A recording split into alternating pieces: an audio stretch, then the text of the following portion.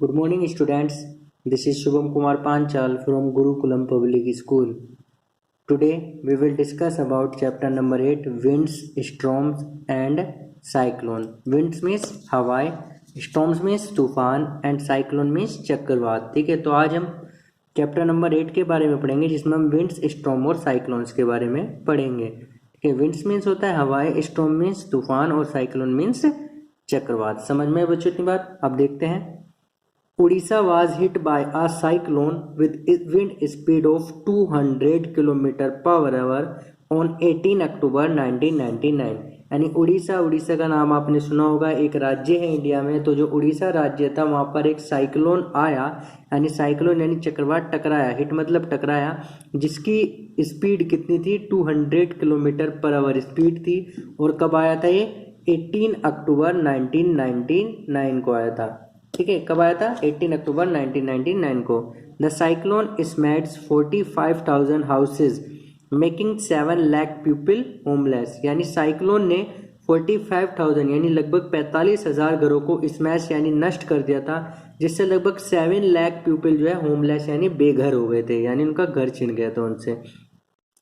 On 29 अक्टूबर और 29 अक्टूबर को the same year, उसी साल, अ सेकेंड साइक्लोन, एक दूसरा cyclone with wind speed of 260 kilometre per hour, जिसकी स्पीड कितनी थी?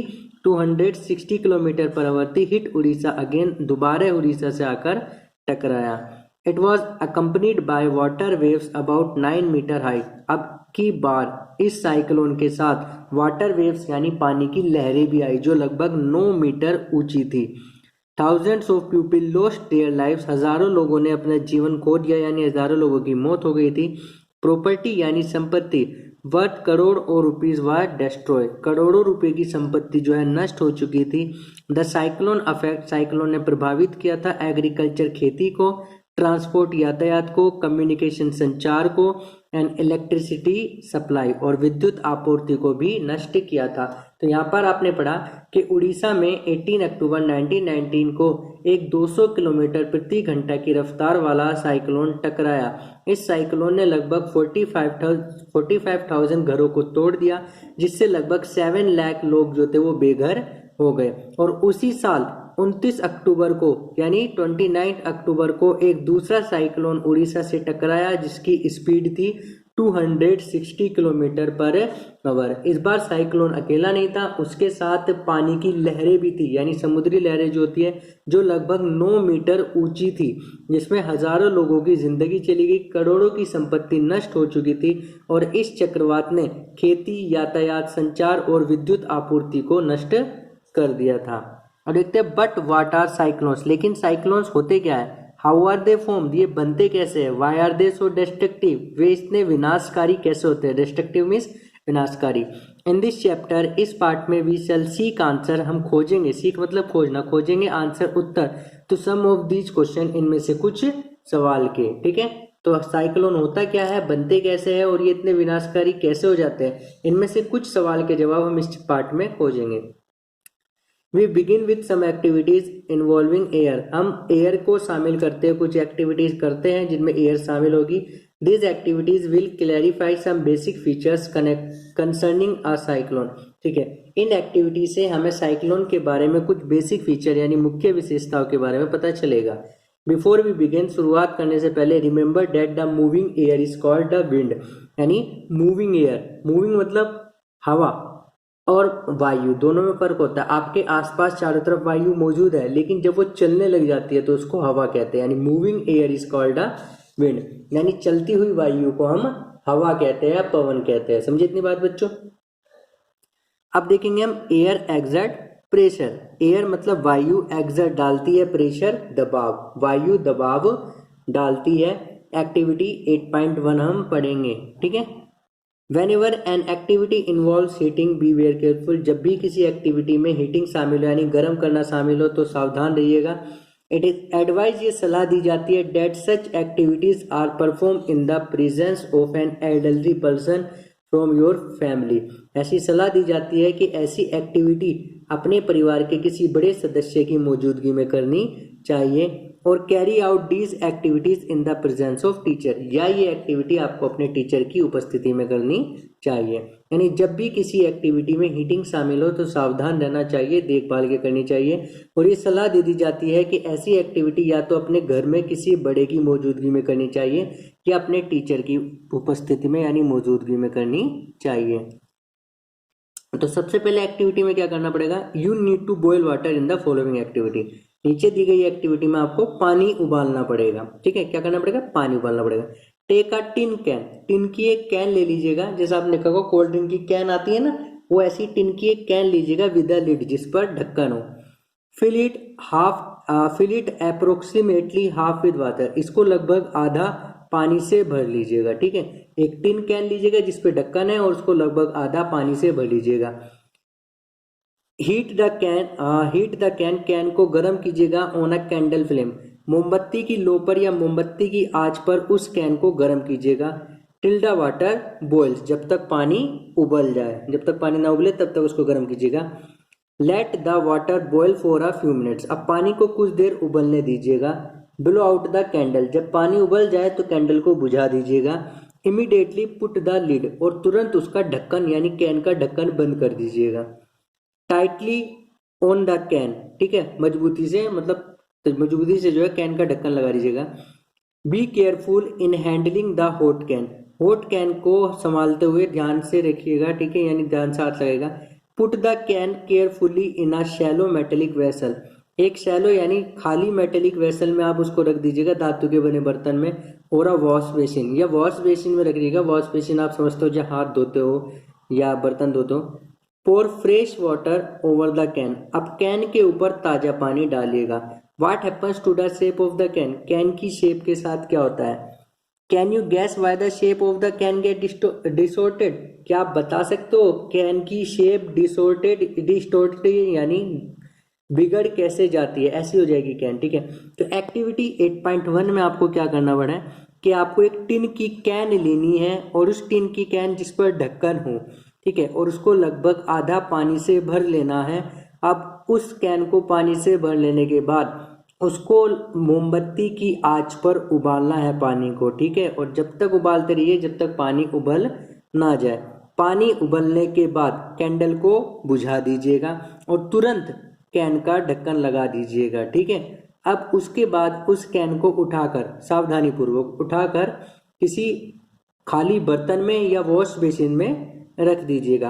अब उसके बाद कुछ ताजा पानी जो है कैन के ऊपर डालिएगा, तो आप देखोगे कि कैन की जो शेप होती है, जो आकार होता है, वो बिगड़ जाता है। ठीक है, if you can not get a tin can, अगर आपको कोई टिन की कैन नहीं मिलती, टेक अ सॉफ्ट प्लास्टिक बोतल, आप एक मुलायम प्लास्टिक की बोतल भी ले सकते हो। Fill it with hot water, इसको गर्म पानी से भरिएगा। एम्प्टी द बोतल, बोतल को खाली करिएगा। And immediately cap it tightly, और तुरंत इसका ढक्कन लगा दीजिएगा। प्लेस द बोतल अंडर रनिंग वाटर, उसके बाद बोतल को बहते पानी में रख दीजिएगा। ठीक है, क्या करना है आपको कि एक, अगर आपको टिन की कैन नहीं मिलती तो आप कोई सॉफ्ट प्लास्टिक की बोतल ले सकते हो, उसको गर्म पानी से भरिएगा, और गर्म पानी से भरने के बाद उसको खाली कर दीजिएगा, और खाली करने के बाद तुरंत उस पर ढक्कन लगा दीजिएगा उसका। ठीक है, अब उस बोतल को आप कहाँ पर रखेंगे, रनिंग वाटर में रख दीजिएगा। कहाँ रख दीजिएगा बच्चों, रनिंग वाटर में रख दीजिएगा। Recall now some of your experiences, अब अपने कुछ एक्सपीरियंसेस यानी अनुभवों को ध्यान कीजिएगा। When you fly a kite, जब आप एक काइट उड़ाते हो यानी पतंग उड़ाते हो। Does the wind coming from your back help, तो क्या पीछे से आने वाली हवा आपको पतंग उड़ाने में मदद करती है। If you are in a boat, अगर एक नाव में आप बैठे हो। Is it easier to row, तो नाव को चलाना आसान होता है। If there is wind coming from behind you, अगर हवा आपके पीछे से आ रही हो, यानी दो एग्जाम्पल बताए हुए कि जब आप पतंग उड़ा रहे हो तो क्या पीछे से आने वाली हवा आपको पतंग उड़ाने में मदद करती है, या जब आप नाव में बैठे हो और नाव को चला रहे हो, चप्पू चला रहे हो नाव का, तो क्या पीछे से आने वाली हवा नाव को चलाने में मदद करती है। Do you find it difficult to ride a bicycle, क्या आप मुश्किल पाते हो राइड यानी एक बाइसिकल साइकिल को चलाना against the direction of the wind, यानी जब मान लो तेज हवा चल रही हो सामने से और आप साइकिल चला रहे हो, तो क्या हवा के सामने साइकिल चलाना आपके लिए मुश्किल होता है। बिल्कुल मुश्किल होता है, ध्यान कीजिएगा। You know that we have to fill air into the bicycle tube. आप जानते हो कि हमें साइकिल की जो ट्यूब होती है, जो टायर होता है उसमें ट्यूब होती है, उसमें हवा भरनी पड़ती है टू कीप इट टाइट, इसे टाइट रखने के लिए। यानी आप जानते हो कि जो एयर, जो साइकिल के टायर होते हैं, ट्यूब होती है, उसमें ट्यूब को टाइट रखने के लिए आपको उसमें हवा भरनी पड़ती है। Also you know that a bicycle tube overfilled with air में बस्ट। और ऑल्सो यू नो डैट, आप ये भी जानते हो कि एक बाइसिकल ट्यूब यानी साइकिल की ट्यूब जो है वो फट जाती है अगर उसमें एयर आप ज्यादा भर दो, वायु ज्यादा भर दो, तो फर्स्ट यानी पटक जाती है। What is the air doing inside the tube, tube के अंदर एयर करती क्या है, ठीक है। तो यहाँ पर आपने भी पढ़ा कि जब आप साइकिल चला रहे होते हो तेज हवा के खिलाफ, तो आपको साइकिल चलाना मुश्किल हो जाता है। और ये भी ध्यान है कि आपको कि आप साइकिल की ट्यूब में जो है वायु भरते हो, एयर भरते हो, और अगर एयर ज्यादा हो जाती है तो ट्यूब फट भी जाती है। डिस्कस विद योर फ्रेंड्स, अपने फ्रेंड्स के साथ डिस्कस कीजिएगा। How the air in the bicycle tube keep it in shape, अपने फ्रेंड्स के साथ डिस्कस कीजिएगा कि बाइसिकल की ट्यूब हवा में, बाइसिकल की ट्यूब में एयर भरने से वो शेप में कैसे आ जाती है, यानी वो शेप में कैसे आ जाती है। All these experiences so that, ये सभी अनुभव बताते हैं डैट की द एयर एग्जर्ट प्रेशर, वायु दबाव डालती है। It is due to this pressure that the leaves of trees, banners और flags flutter. It is due to this pressure, यानी इसी प्रेशर की वजह से, इसी दबाव की वजह से, द लीव्स ऑफ ट्री यानी पेड़ों की पत्तियां, बैनर्स और फ्लैग झंडे लगे, फ्लटर यानी फड़फड़ाते हैं या उड़ जाते हैं, when the wind is blowing, जब हवा चलती है। You can list some more experiences, आप कुछ और एक्सपीरियंस अनुभवों की लिस्ट बना सकते हो, विच शो दैट, जो दर्शाती है, that the air has pressure, कि वायु में प्रेशर होता है, ठीक है। Let us now try to explain, अब आप कोशिश करते हैं वाई द कैन और द बोतल गेट डिस्टोर्टेड, कि आप कोशिश करते हैं जानने की कि कैन या जो बोतल होती है उसकी शेप क्यों बिगड़ जाती है। As water is poured over the can, जैसे ही पानी डाला जाता है कैन के ऊपर, some steam in the can condenses into water, तो जो कैन के अंदर स्टीम होती है यानी जो भाप होती है वो कंडेंस यानी संघनित हो जाती है इनटू वाटर, पानी में, यानी पानी में बदल जाती है। Reducing the amount of air inside, जिससे अंदर की एयर का अमाउंट कम हो जाता है। The pressure of air inside the can decreases, जिससे कैन के अंदर जो एयर का प्रेशर होता है वो कम हो जाता है। Then the pressure exerted by the air from outside the can, can के बाहर से लगने वाले प्रेशर से। As a result the can gets compress, जिसकी वजह से कैन जो कंप्रेस हो जाती है यानी पिचक जाती है, ठीक है। ध्यान से सुनिएगा कि क्या होता है, जब आपने कैन में पानी उबाला तो आप जानते हो जब आप पानी उबालते हो तो उसमें स्टीम बनती है। अब आपको बोला गया था पानी उबलने के बाद आपको उसका ढक्कन लगा देना, तो यानी स्टीम वो किसमें जमा हो गई, बोतल में जमा हो गई, और बोतल आपने आधी भरी थी तो आधी में वो क्या हुआ, स्टीम हो गई। स्टीम होने के बाद जब आप उस पर ठंडा पानी डालते हो तो ठंडा पानी डालने की वजह से जो स्टीम बनी थी वो स्टीम किस में बदल जाती है, पानी में बदल जाती है। किस में बदल जाती है, पानी में बदल जाती है, जिसके कारण अंदर से एयर कम हो जाती है और अंदर एयर का प्रेशर कम हो जाता है। अब बाहर तो एयर उतनी है जितनी पहले थी, तो बाहर से एयर का प्रेशर ज्यादा होता है और अंदर कम हो जाता है, जिसकी वजह से वो कैन पिचक जाती है, उसकी शेप बिगड़ जाती है। समझे बच्चों इतनी बात। तो इससे हमें पता चलता है कि एयर प्रेशर डालती है, और सबसे अच्छा एग्जाम्पल एयर के प्रेशर डालने का यही है कि जब तेज हवा चल रही होती है और सामने से हवा आ रही होती है तो आप साइकिल नहीं चला पाते, या जब तेज आंधी चल रही होती है और आप छत पे चले जाओ अपने, तो आंधी आपको पीछे की तरफ धकेलती है, यानी हवा आपको पीछे की तरफ धकेलती है, जिससे पता चलता है एयर प्रेशर डालती है। समझे बच्चों इतनी बात। अब आगे देखेंगे हम, high speed winds are accompanied by reduce air pressure, यानी कि विंड की स्पीड जितनी ज्यादा होगी उसका एयर प्रेशर कम होगा, ठीक है। यानी स्पीड विंड की बढ़ती जाती है तो उसका एयर का प्रेशर कम होता जाता है। तो देखते हैं इसके लिए एक्टिविटी 8.2 आपको दी गई है। Crumple a small piece of paper, paper की एक बोल बना लीजिएगा, या उसको पेपर कागज को लीजिएगा, उसका क्रम्पल कर लीजिएगा, यानी उसको सिकोड़ लीजिएगा। Into a bowl of size, एक बोल के साइज में क्रम्पल कर लीजिएगा उसको। Smaller than the mouth of an empty बोतल, एक खाली बोतल लीजिएगा, उसका जो मुंह है उसके आकार से छोटी पे कागज की एक बोल बना लीजिएगा, ठीक है। होल्ड द एम्प्टी बोतल इन इट साइड, बोतल को उसकी साइड यानी बराबर में से पकड़िएगा। एंड प्लेस द पेपर बोल जस्ट इनसाइड इट्स माउथ, और उस पेपर बोल को सिर्फ उसके मुंह पर रखिएगा, जो ग्लास कांच की बोतल थी उसके मुंह पर रखिएगा। Now try to blow on the ball to force into the bottle, अब फूंक मार के, हवा मार के उस बोल को, जो आपने कागज की बोल बनाई थी, उसको बोतल के अंदर धकेलने की कोशिश कीजिएगा। Try the activity with bottles of different sizes, इस एक्टिविटी को अलग अलग आकार के बोतल के साथ कीजिएगा। चैलेंज योर फ्रेंड्स, अपने फ्रेंड्स को चैलेंज कीजिएगा।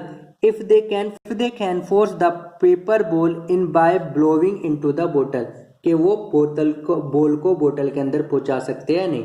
यानी एक्टिविटी 8.2 में आपने पढ़ा, तो आपको क्या करना है, एक कागज का टुकड़ा लेना है, उस कागज के टुकड़े को सिकोड़ के एक बोल बना लेनी है, और लेकिन उस बोल का आकार एक बोतल के मुंह से छोटा होना चाहिए।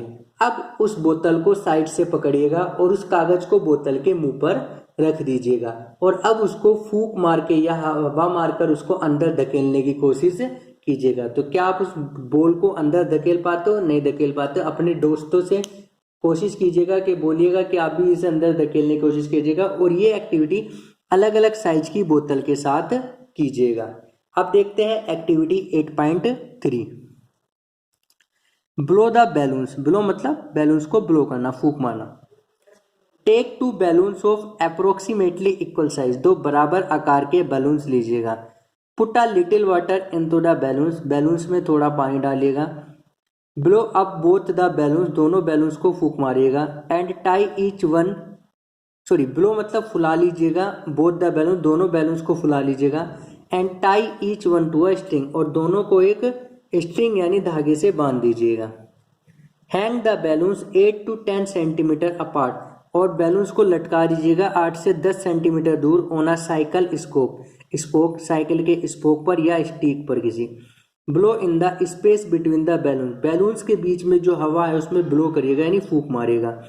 व्हाट डिड यू एक्सपेक्ट, आप क्या एक्सपेक्ट करते हो? व्हाट हैपन्स, क्या होता है? Try different ways of blowing on the balloons, see what happen, अलग अलग तरीके से बैलून्स पर फूंक मारने की कोशिश कीजिएगा और देखिएगा क्या होता है। रिजल्ट अभी आगे जाके पता चलेंगे हर एक्टिविटी का आपको, ठीक है। तो एक्टिविटी 8.3 में आपने पढ़ा कि आपको 2 बैलून्स लेने हैं लगभग बराबर आकार के, ठीक है। बैलून्स में थोड़ा सा पानी भर लीजिएगा, उसके बाद बैलून्स को फुला लीजिएगा, और दोनों को जो है एक एक धागे से बांध दीजिएगा। धागे से बांधने के बाद बैलून्स को एक स्टिक पर लगभग 8 से 10 सेंटीमीटर की दूरी पर बांध दीजिएगा।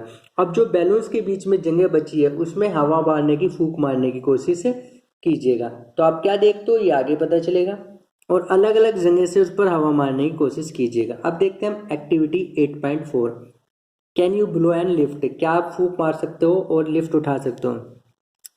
Hold a strip of paper, यानी कागज का एक पट्टी लीजिएगा, कागज की एक कैंची से पट्टी काट लीजिएगा, उसको पकड़िएगा। 20 centimetre long and 30 centimetre wide, जो 20 सेंटीमीटर लंबी हो और 3 सेंटीमीटर वाइड यानी चौड़ी हो।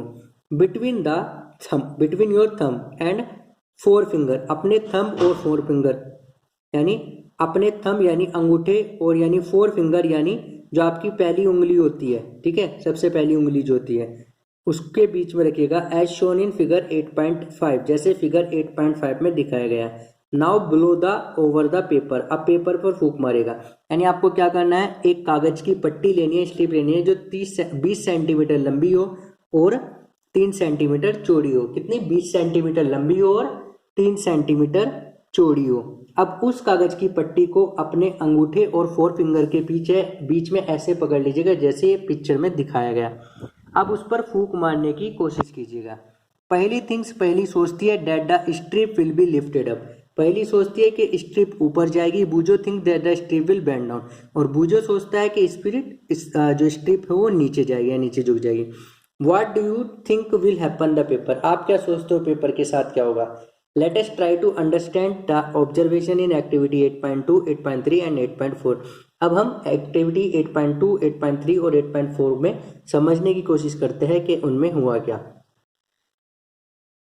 Were the observation along the lines you thought, ठीक है, क्या ऑब्जर्वेशन जो आपने सोची थी वो ऐसी थी। Do you get the feeling that the increase wind speed is accompanied by a reduce air pressure, क्या आप सोचते हो कि इंक्रीज एयर स्पीड से यानी हवा की स्पीड बढ़ाने से जो एयर का प्रेशर है वो कम हो जाता है, यानी विंड स्पीड बढ़ाने से एयर का प्रेशर कम हो जाता है, यानी जितनी हवा तेज होगी उतना एयर प्रेशर कम होते जाएगा। When we blow into the mouth of the bottle, जब आप बोतल के मुंह पर फूंक मारते हो, the air near the mouth has higher speed, तो जो माउथ के पास एयर होती है उसकी स्पीड ज़्यादा होती है।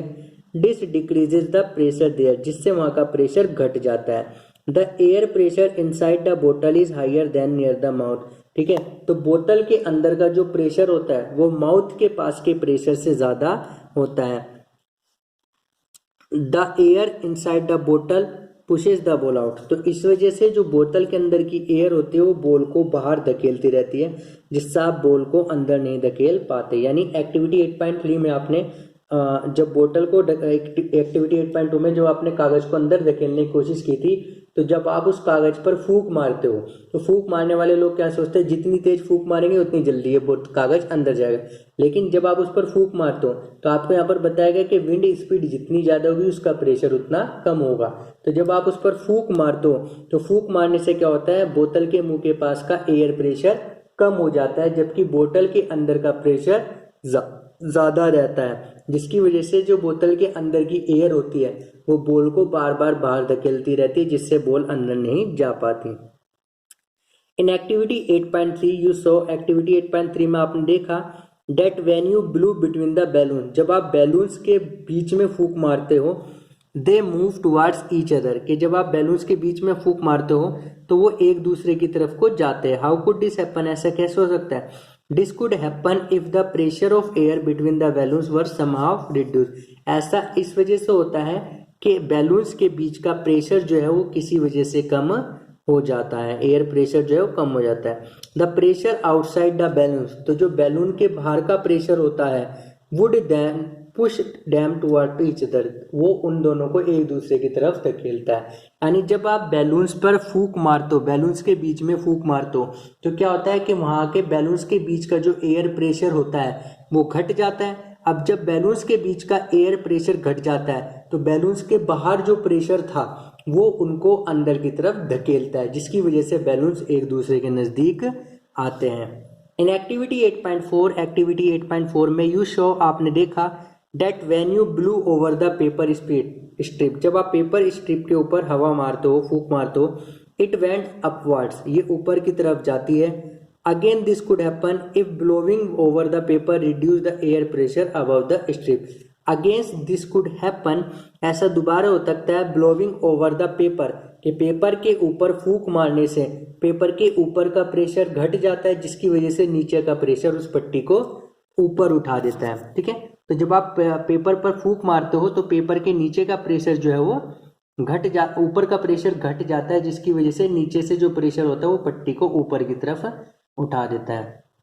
वी सी डैट, हमने देखा इंक्रीज विंड स्पीड, बढ़ती हुई हवा की गति, इंडीड व्हाट्सएप में accompanied by a reduce air pressure, हमने देखा कि तेज हवा की स्पीड से जो है रिड्यूस एयर प्रेशर यानी एयर प्रेशर को घटा देती है। यानी हवा की स्पीड जितनी ताज़ा तेज होगी एयर का प्रेशर उतना कम होगा। समझे बच्चों, हवा की स्पीड जितनी ताज़ा तेज होगी एयर का प्रेशर उतना कम होगा। कैन यू इमेजिन, क्या आप कल्पना कर सकते हो, what would happen if high speed winds blue over the roof of building, क्या आप कल्पना कर सकते हो कि क्या होगा अगर तेज हवाएं, तेज स्पीड वाली हवाएं छतों के ऊपर चले। If the roofs were weak, अगर छतें कमजोर हैं, दे कुड बी लिफ्टेड, वे उठ जाएगी, एंड ब्लोन अवे, और उड़ जाएगी। ठीक है, क्या होगा, वे उड़ जाएगी और उड़ जाएगी। If you have any such experience, अगर आपको कोई ऐसा अनुभव है, share it with your friends, इसको अपने दोस्तों के साथ शेयर कीजिएगा। Let us try to understand how winds are produce, आओ जानने की कोशिश करते हैं हवा चलती कैसे है। हाउ दे ब्रिंग रेन, वो बारिश कैसे लाती है। And how D can be destructive sometime, और कैसे कभी कभी वो विनाशकारी कैसे हो जाती है। यू ऑलरेडी नो डैट, आप पहले ही जानते हो, व्हेन एयर मूव्स, जब एयर चलती है, इट इज कॉल्ड विंड, इसको हवा कहा जाता है, पवन कहा जाता है। आप पहले से जानते हो कि जब एयर मूव करती है तब इसको विंड कहा जाता है। Air moves from the region, air moves from the region where the air pressure is high to the region where the pressure is low, यानी एयर जो है वो हाई प्रेशर से लो प्रेशर की तरफ को चलती है। किधर से चलती है एयर? एयर जो है हाई प्रेशर से लो प्रेशर की तरफ को चलती है। यानी समझने की बात यह है कि एयर जो है वो उस रीजन से जहां का प्रेशर हाई है उस रीजन की तरफ जाती है जहां पर प्रेशर लो है। समझे बच्चों बात? कहने का मतलब है, आप कैसे कह सकते हो कि एयर कैसे चलती है, तो एयर जो है वो हाई प्रेशर से लो प्रेशर की तरफ को चलती है। The greater the difference in the pressure, pressure में डिफरेंस जितना ज्यादा होगा, the faster the air moves, air उतनी तेजी से चलेगी। यानी प्रेशर में के बीच में डिफरेंस जितना ज्यादा होगा, एयर उतनी ज्यादा तेजी से चलेगी। But how are the pressure difference created in nature, लेकिन नेचर में, प्रकृति में प्रेशर डिफरेंस बनता कैसे है? Is the difference in temperature involve, क्या टेम्परेचर का डिफरेंस भी शामिल होता है? The following activities help you understand this, नीचे दी गई एक्टिविटी इस चीज को समझने में आपकी मदद करेगी। तो ये एक्टिविटी 8.5 हम नेक्स्ट वीडियो में कंटिन्यू करेंगे। उससे पहले आपको बता दूं कि आपके स्कूल में आपकी बुक्स अवेलेबल है, तो जल्दी से जल्दी जाकर बुक्स कलेक्ट कर लीजिएगा ताकि आपको पढ़ने में आसानी हो। आई होप आपको वीडियो पसंद आई होगी। अगर कोई डाउट है तो उसको आप व्हाट्सएप ग्रुप में कंसर्न कर सकते हो। Thank you everyone.